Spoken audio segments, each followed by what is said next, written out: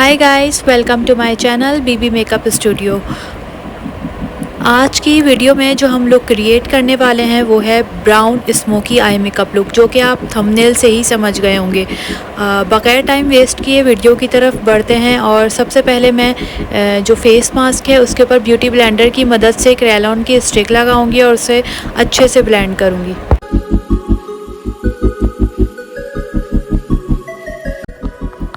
उसके बाद मैं क्रेयॉन का ये पैनकेक है, इसे आप एज अ कॉम्पैक्ट भी यूज़ कर सकते हैं। इसका शेड है FS45, जो मैं ब्लशन ब्रश की मदद से इस पूरे फेस मास्क पे मैं इसको ब्लेंड करूँगी।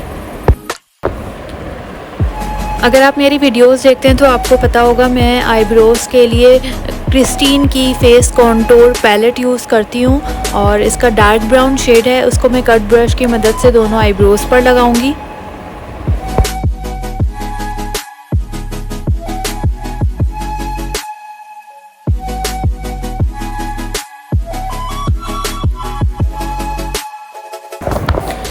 आईब्रोज़ को फिनिशिंग देने के बाद मैं आई शेडो पैलेट्स ये दो यूज़ करूँगी आज के मेकअप लुक के लिए। और सबसे पहले मैं जो 3 ब्रश हैं वो आईज़ के लिए यूज़ करूँगी। वो ब्रश मैंने आपको दिखाया, फ्लैट ब्रश, फ्लफ़ी ब्रश और कट ब्रश। सबसे पहले फ्लफ़ी ब्रश की हेल्प से मैं आई शेडो लूँगी क्रीज एरिया के लिए। क्रीज एरिया के लिए मैंने लाइट ब्राउन शेड लिया है। मोस्टली यही शेड जो है वो मेकअप सॉफ्ट लुक मेकअप के लिए यूज़ किया जाता है। ये सॉफ्ट ब्राउन कलर जो है वो मैं क्रीज एरिया पर ब्लेंड करूँगी सर्कुलर मोशन में।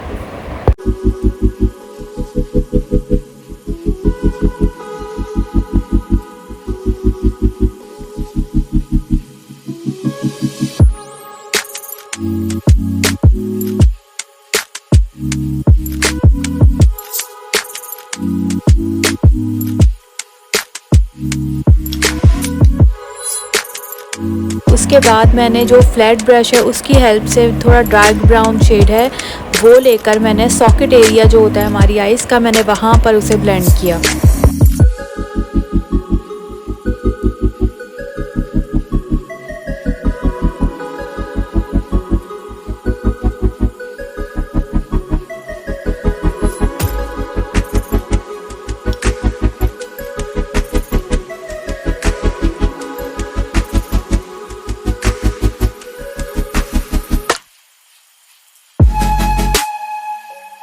दोनों आईज़ पर के सॉकेट एरिया पर फ्लैट ब्रश की हेल्प से मैंने थोड़ा डार्क ब्राउन, जो क्रीज एरिया पर ब्राउन शेड यूज़ किया था उससे थोड़ा डार्क शेड लेकर दोनों आईज़ की सॉकेट एरिया पर ब्लेंड किया। उसके बाद मैंने उससे भी ज़्यादा डार्क ब्राउन शेड लिया और उसे मैंने सॉकेट एरिया के ऊपर जो मैंने लाइट ब्राउन शेड लगाया था उसके ऊपर मैंने ये डार्क ब्राउन शेड ब्लेंड किया।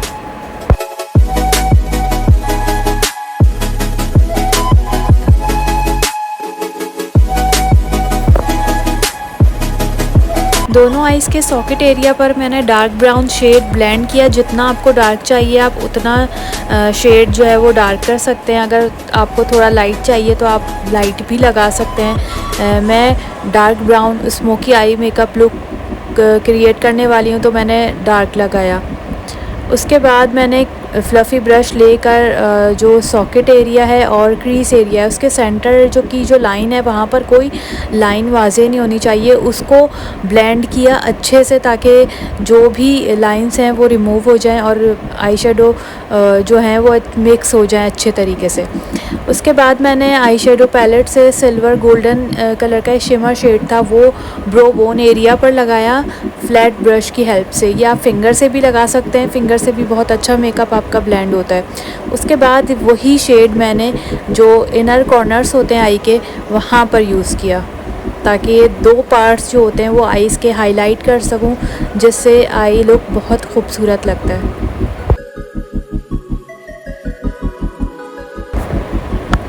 अच्छा, उसके बाद जो बॉटम लाइन होती है, बॉटम लैश लाइन, वहाँ पर मैंने जो आई के क्रीज एरिया पर यूज़ किया था और सॉकेट एरिया पर यूज़ किया था ब्राउन शेड, वो लेकर कट ब्रश की हेल्प से दोनों बॉटम लाइंस पर लगाया। उसके बाद मैंने जो लाइट हो गया था सॉकेट एरिया वाला ब्राउन शेड उसे डार्क किया और क्रीज एरिया को मैंने फिर से ब्लेंड किया फ्लफ़ी ब्रश से।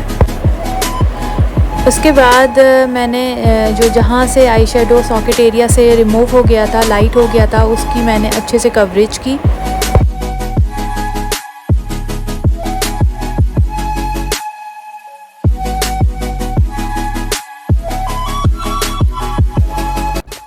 उसके बाद मैंने ये मार्कर आईलाइनर से मैंने दोनों आइज़ पर आईलाइनर लगाया। आप जो भी जेल लाइनर या कोई और सा लाइनर यूज़ करना चाहते हैं वो यूज़ करें। मैंने इस मेकअप लुक के लिए ये मार्कर आईलाइनर यूज़ किया है। दोनों आइज़ पर आईलाइनर लगाने के बाद मैंने इनर जो लैश लाइन होती है वहाँ पर काजल का लुक देने के लिए लाइनर लगाया है। उसके बाद मैंने एक रैंडम सी आईलैशेस थी मेरे पास, मैंने वही इस लुक के लिए यूज़ की हैं और आईलैशेस लगाई दोनों आइज़ पर।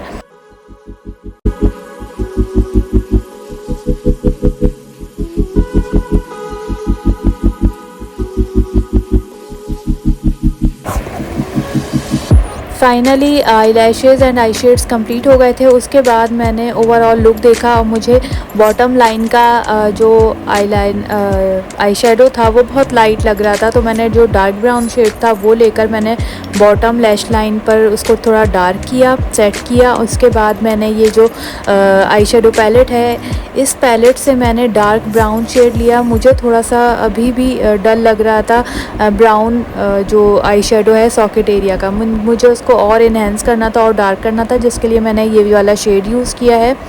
फ्लैट ब्रश की हेल्प से मैंने दोनों आइज़ के सॉकेट एरिया पर इसे बहुत एहतियात के साथ ब्लेंड किया है।